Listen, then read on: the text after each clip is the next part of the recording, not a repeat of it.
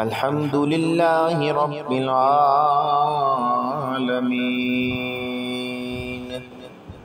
الصلاۃ والسلام علی سید الانبیاء والمرسلین،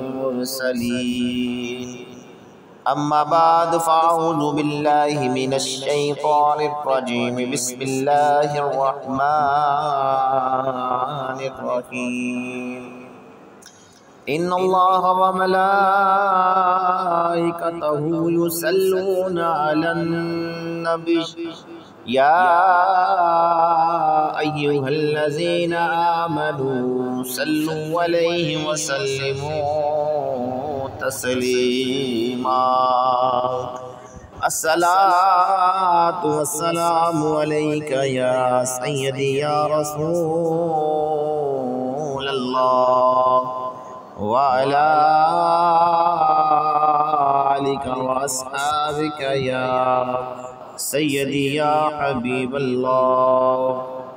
آج جو حدیث مبارکہ ہم سیکھنے جا رہے ہیں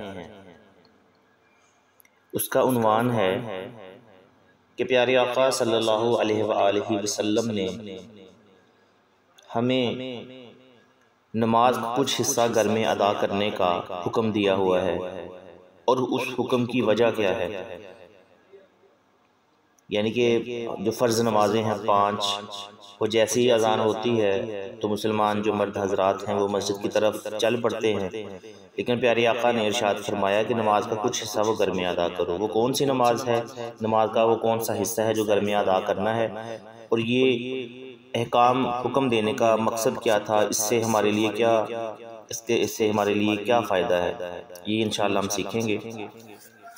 حضرت جابر رضی اللہ تعالیٰ عنہ بیان کرتے ہیں، وہ روایت کرتے ہیں کہ پیارے آقا صلی اللہ علیہ وآلہ وسلم نے ارشاد فرمایا کہ جب تم میں سے کوئی مسجد میں نماز ادا کرے تو وہ اس کا کچھ حصہ نفل وغیرہ اپنے گھر میں بھی ادا کرے،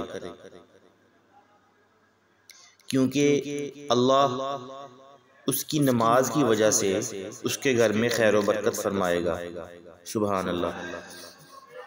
پیارے آقا نے ارشاد فرمایا کہ جب آپ نماز ادا کرنے چاہتے ہیں، جیسے ہم ظہر کی نماز ادا کرتے ہیں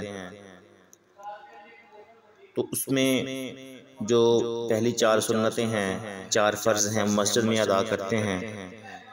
جو باقی نماز ہے 2 سنتیں اور 2 نفل، وہ گھر میں ادا کریں، یا 2 سنتیں وہاں ہی ادا کر لیں اور 2 نوافل جو ہیں وہ گھر میں آ کے ادا کریں۔ اس سے گھر میں خیر و برکت آئے گی۔ اللہ پاک سے دعا ہے کہ اللہ پاک عمل کی توفیق عطا فرمائے، آمین ثم آمین۔